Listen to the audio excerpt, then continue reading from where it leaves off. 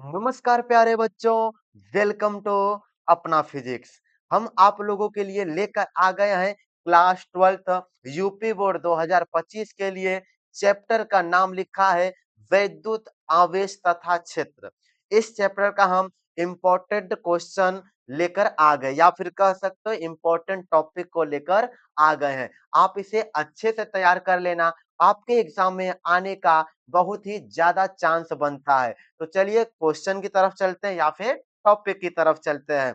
Topic हमारा है topic हमारा है, देख पा रहे होगे, वैद्युत द्विध्रुव। अगर आपको लिखना होगा तो कुछ इस तरीके से लिखना। हम यहाँ पे लिख देते हैं वैद्युत द्विध्रुव। वैद्युत द्विध्रुव कुछ इस तरीके से आप इसे लिखना। ठीक, इसे अंग्रेजी में इलेक्ट्रिक डाइपोल बोलते। क्या बोलते हैं? Electric dipole. क्या होता, आइए समझते हैं।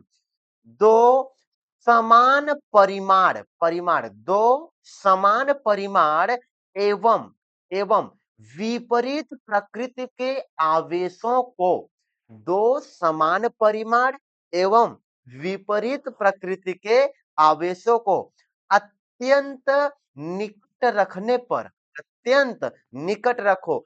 दो समान परिमाण एवं विपरीत प्रकृति, यानी एक प्लस में रहेगा तो दूसरा माइनस में रहेगा ना।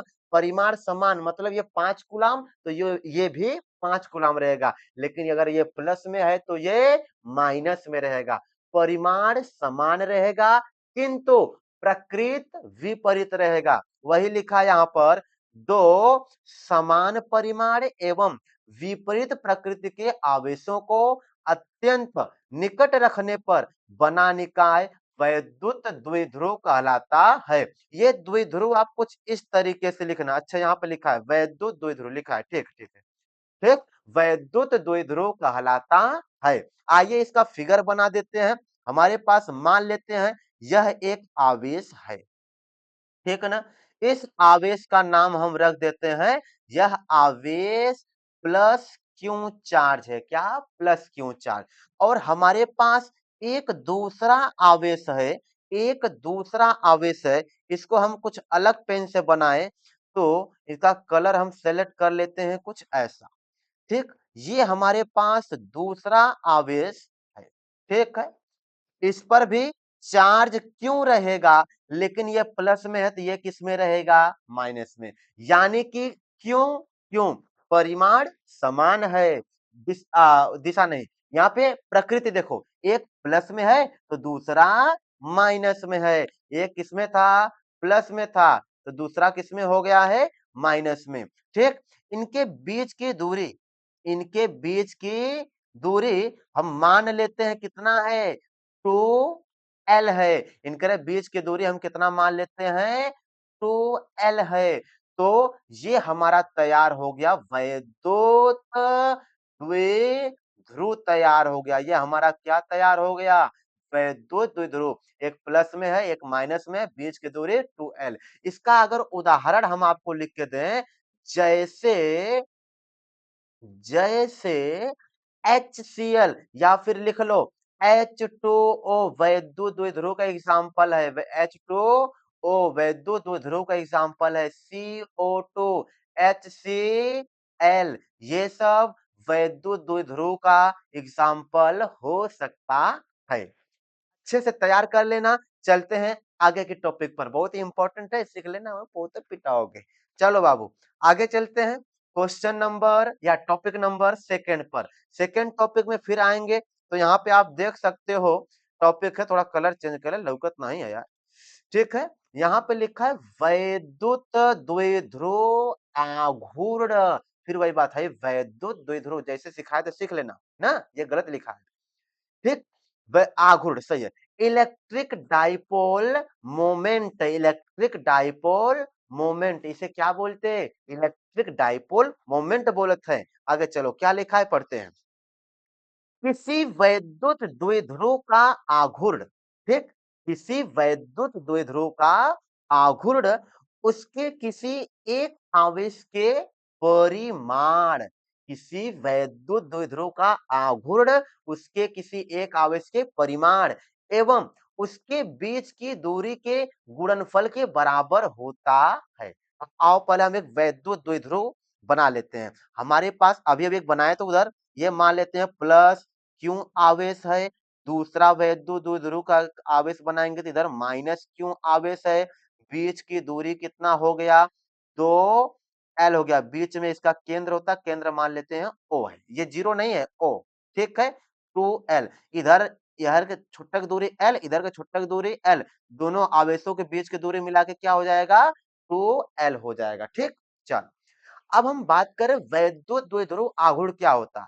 तो वैद्युत द्विध्रुव आघूर्ण क्या होता है, किसी एक आवेश का परिमाण एवं उसके बीच की दूरी के गुणनफल के बराबर होता है। ठीक, अभी इसका फॉर्मूला बताते हैं, अब आगे देखो।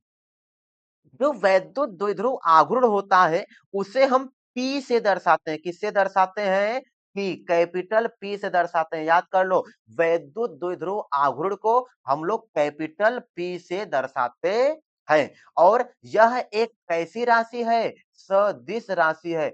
वैद्युत द्विध्रुव आघूर्ण एक सदिश राशि है। इसकी दिशा किधर की होती है, लिख सकते हो इसकी जो दिशा होती है वो ऋण आवेश से धन आवेश की तरफ होती है। यानी यहाँ पे अगर हम लिखें तो आवेश ऋण ऋण आवेश से धन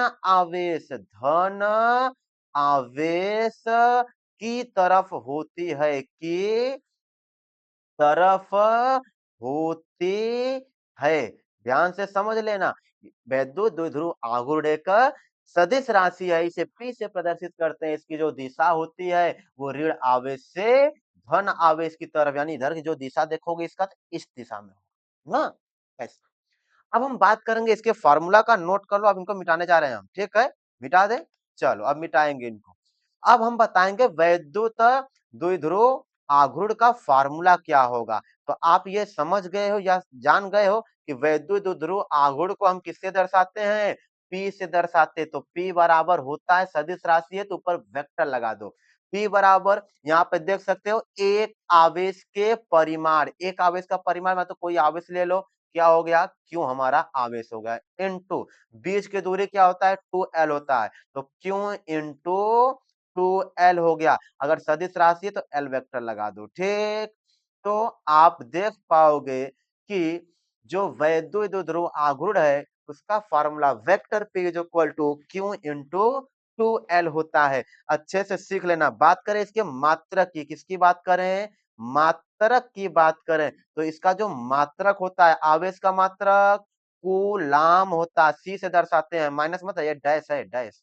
फिर लंबाई की मात्रा मीटर, तो कूलाम मीटर, ये बीच में डैश है माइनस नहीं है, ख्याल रखना। कूलाम मीटर इसका हो गया मात्रक। ठीक है, एसआई मात्रक कह सकते हो, ये एसआई मात्रक है। ठीक है बाबू, तो हम आपको सिखाए वैद्युत द्विध्रुव क्या होता है, वैद्युत द्विध्रुव आघूर्ण क्या होता है। ठीक है, इसमें आपको सवाल मिल सकता है कि 5 कूलाम आवेश है, माइक्रो कूलाम में बोल सकता है। ठीक, और बीच की दूरी दे देगा और पूछ देगा वैद्युत द्विध्रुव आघूर्ण बताइए, फार्मूला यही लगाना। ठीक है, यदि आपको ऐसा कुछ फार्मूला पे, इस फार्मूले पे क्वेश्चन चाहिए या कोई भी टॉपिक चाहिए जो आपको ना आता हो, कमेंट सेक्शन में बताते रहना। हम आप लोगों के लिए नया नया टॉपिक लाते रहेंगे बाबू। अच्छे से पढ़ाई करो। चलो मिलते हैं नेक्स्ट वीडियो में, तब तक के लिए पढ़ाई करते रहो। ऑल द वेरी बेस्ट बच्चों। T T T